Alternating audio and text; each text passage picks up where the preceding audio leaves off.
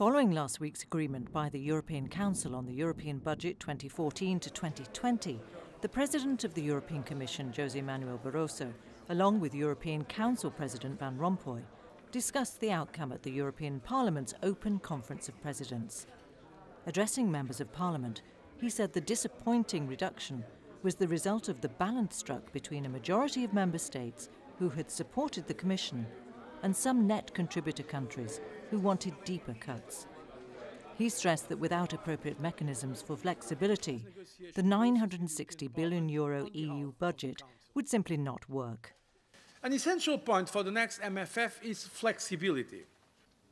The Commission considers that a difference of €51.5 billion between commitments and payments in the next MFF can only be accepted to the extent that we have specific and maximum flexibility so as to be able to allow the Union to fulfill its obligations under the treaty, notably Article 323. For this, we need, amongst other conditions, the possibility of carrying over unused margins under the payment ceilings from one year to another. This is a crucial point. This is very important when we enter in negotiations, when you enter in negotiations with the Council, and of course the Commission is ready to assist, to look not only at the level of payments, the ceilings, but to look at what is actually spent year on year in the annual budget throughout the MFF period. And if I compare the present period with the next MFF, the figures are telling. During the 6 first years of this MFF period, which are completed, I cannot yet speak about 2013 because, as you know, we are still in the implementation phase. So during these last 6 years, we have spent on average 122.2 billion annually in actual payments. Now, I'm not speaking about commitments nor ceilings of payments. I'm speaking about actual payments on average. For the next MFF period, with an overall payment ceiling fixed at 908.4 billion, the average level of payments can reach 129.7 billion. This is 7.5 billion more payments every year during the 7 years. So, of course, everything depends now, or not everything, but most depends on the proper solutions of flexibility. Flexibility between chapters, flexibility between years. Despite the budget reductions agreed by the member states, President Barroso welcomed the basic structure of the Commission's proposal, as well as some innovative instruments which have been introduced, like the Connecting Europe facility for pan-European infrastructure, as well as a new youth employment initiative. He also pointed to the significant increase in funding for programmes supporting research, education and small and medium-sized enterprises.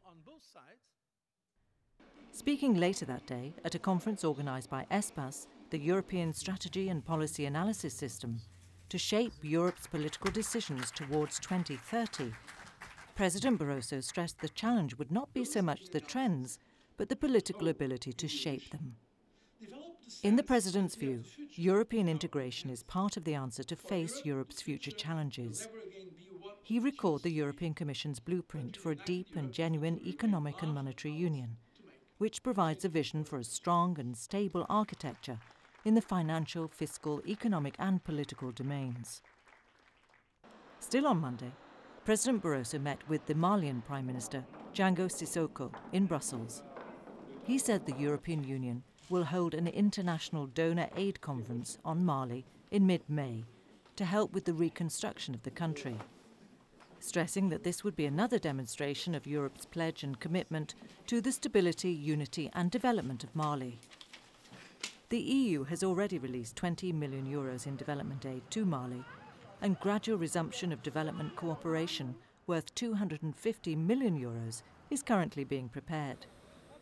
It also launched a training mission to support the reorganisation of the Malian armed forces. The Malian people can count on Europe, said the President.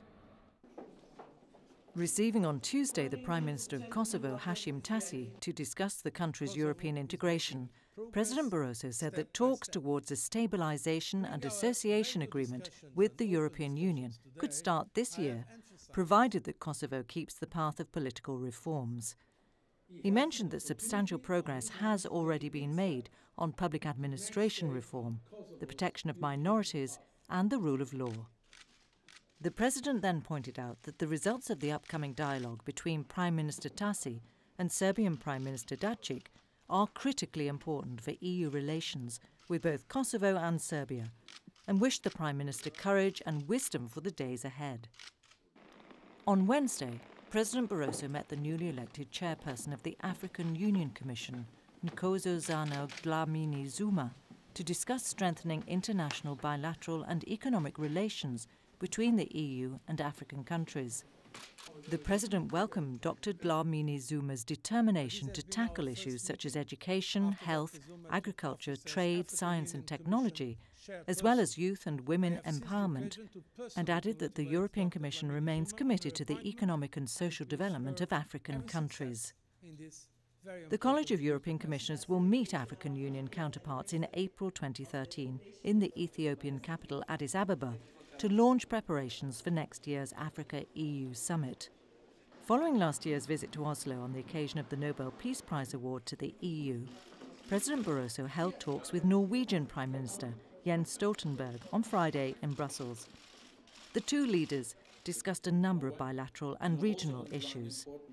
After the meeting, President Barroso stressed that the EU-Norway relationship is rock solid and a political and economic stronghold in difficult economic times that brings concrete economic and political gains for both sides.